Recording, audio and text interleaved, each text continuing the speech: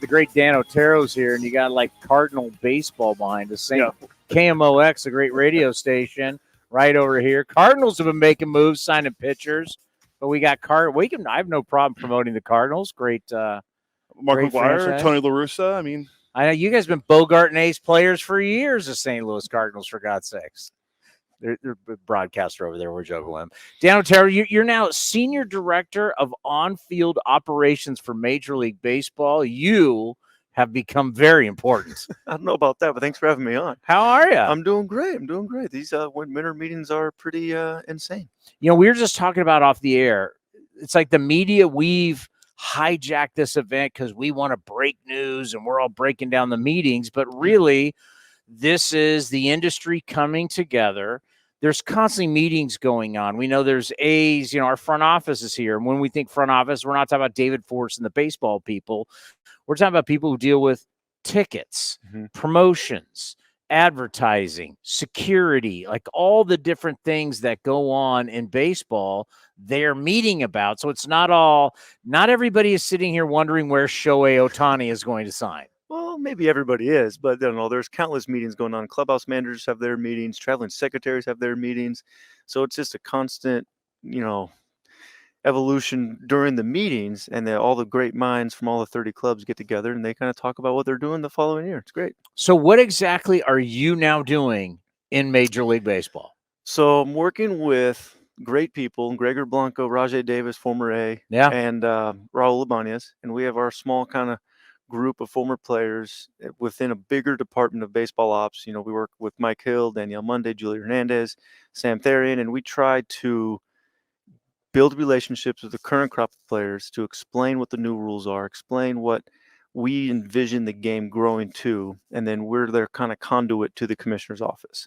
And then we do a lot of different things during the postseason, checklist items to make sure everything's, level playing field for both clubs, clubhouse standards.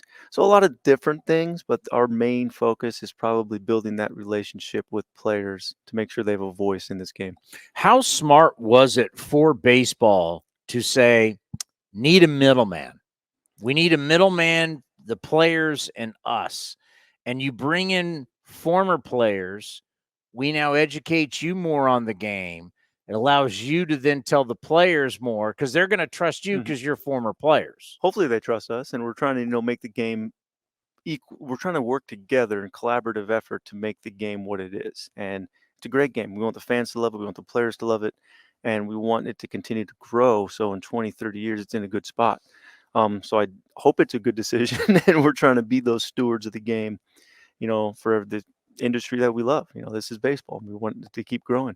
I always love asking this question. Now that you've had this fancy job for a while, what's the one thing you think back as a player that you had no clue that now you're in like these meetings or you learn something like, wow, I had no idea? Well, so many things. I mean, just talking about the RSAs, the security guys and ladies, and they go to the stadiums and they make sure everything is set up in a safe way. So when the players arrive, that they're taken care of.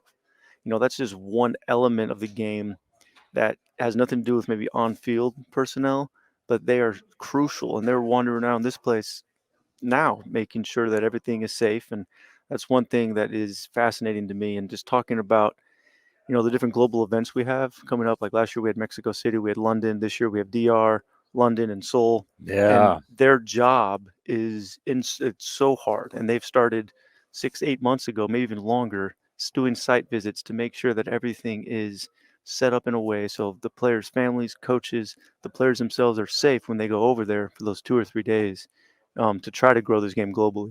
Yeah, you got to realize. So I've done the trip to Japan twice with the A's, and it's great. Like you show up, and there's buses show up and take you all over the city of Tokyo, and you're like, "This is great."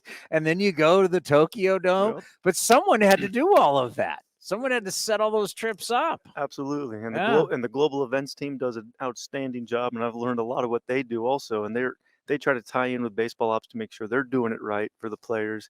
And so it's just a constant motion, and it's a huge machine. And we try our best to make sure that the players are always taken care of because they are the the focal point of the game. Yeah, and I think that's so huge for you guys in your job, is you understand that in the end it's about the players. And sometimes, and I get it, like any business, you think what you're doing is best for the business and you forget about players' needs. I get it. It's just human nature. You're like, well, this is what's best.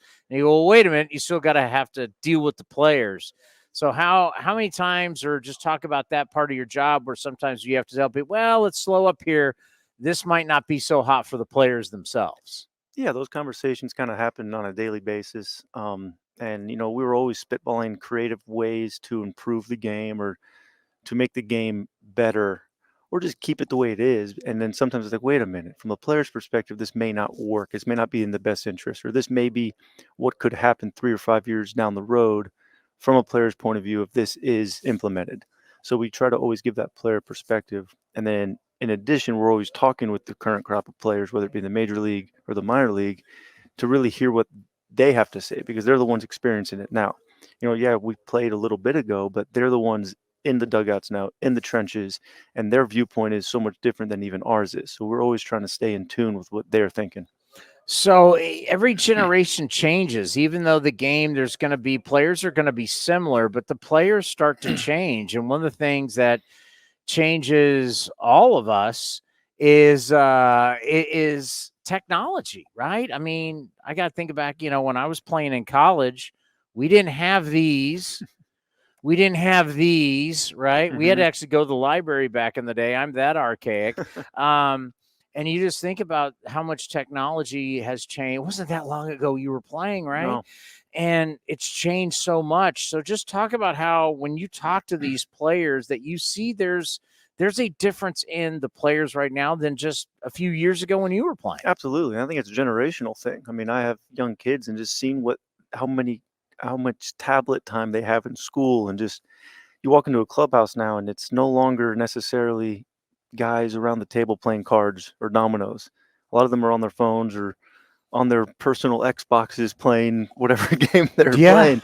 And that's just not even on field technology. Then you have all of the other technological devices that are trying to help you get better on the field, like Rapsodo, TrackMan, Traject, iPitch, all these Edgetronic, Kinetrax. I mean, it is countless ends of types of technology trying to help these players perform at the highest level, and it's being introduced at the little league level. So you have 8, 9-year-olds sometimes hitting on a track or pitching on a TrackMan machine, and so it's fascinating how the game has evolved, and we just hope we can marry the two components to not go one way too far.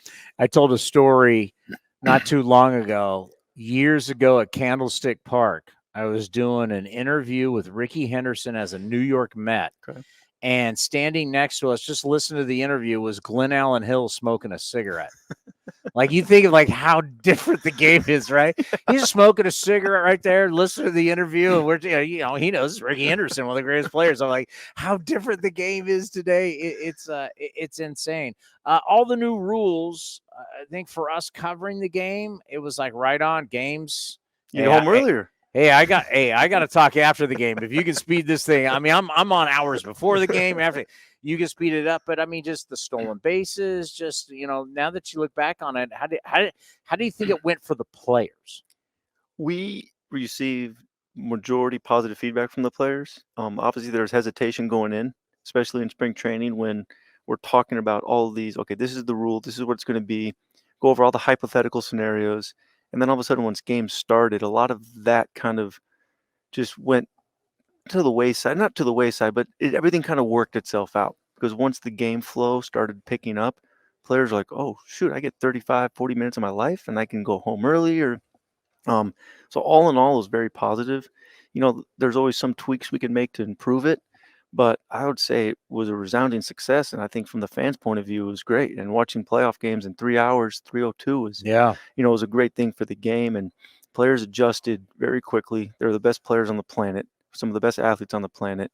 And so I think giving them another full off season to prepare for this pitch timer is just going to make them even embrace it even more.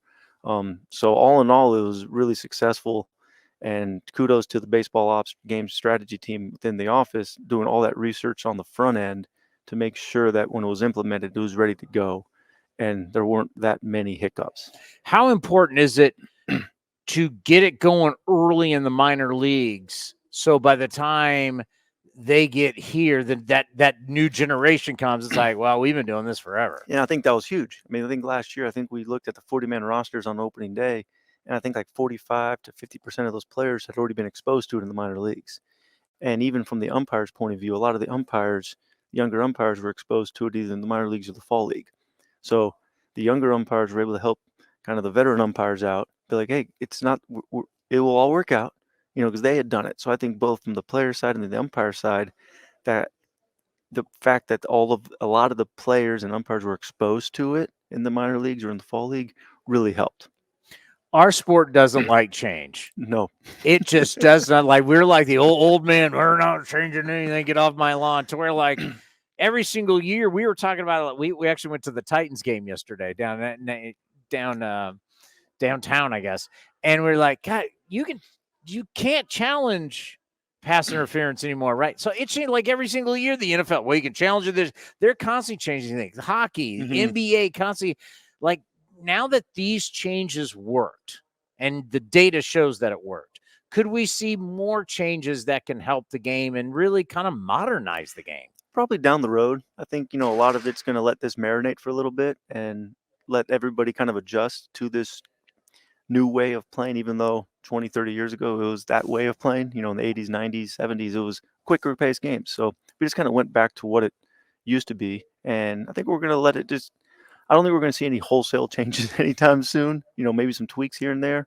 But I think, it was a resounding success, right? Stolen bases were up. It was an exciting product on the field with a lot less downtime, which was great.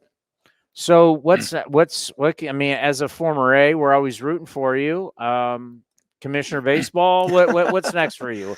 I don't know. Maybe you're gonna own a team. What are you gonna do? Maybe manage like Vogt. I don't know. We all believe in Stephen Vogt, right? Swear to God, it was. Did you get the date on it? Steve Mariners come to town. We do an interview in the dugout with Stephen Vogt. I will get it because we're talking to him tomorrow, so I'll have it for us for tomorrow. This was like 2 months ago, or 2.5 months ago. It was in September, late September. Set the cameras up. He comes down, known voter for years, right? We're doing the interview. He's just talking about, getting my feet wet, in the bullpen and learning. And there's so much to learn. This is the interview, right? Now we're going over his great ending with the A's and everything. But it's because we just had him as a player. Yeah. And now he's just, he's down the bullpen with he's now the manager of the Indians. It's amazing. I'm so happy for him.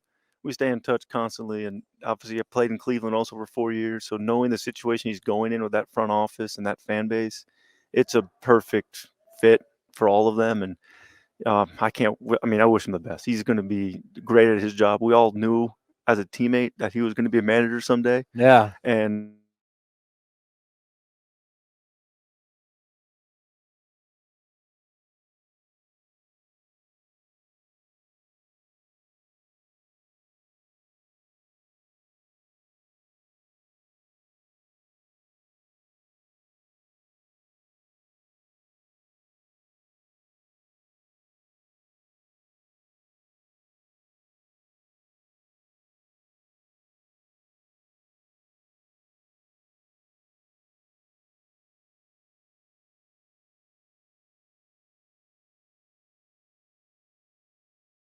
option down after one of his all-star years, start opening day with Oakland. So he's experienced all of that as a player. And then being a catcher, you also get to communicate and relate with 1 through 25 on the roster, 1 through 26, all the relievers, all the starters, all the hitters. So he's good. He's set up for success in that realm. And he's just a natural communicator, natural leader. So it's going to be fun to watch him grow in that role, and I'm excited for him. Well, we know you got meetings. We appreciate you stopping by. It's been a lot of fun, and it was last year in San Diego. We got to talk to Rajay, and he was so excited about this role. You guys are excited, and it's a lot of fun to watch your careers after your playing careers evolve as you're now becoming a part of the fabric of Major League Baseball, and who knows where it goes, but you look like you're having a good time and you're staying in the game that you love. Yeah, absolutely. No, I appreciate you having me on.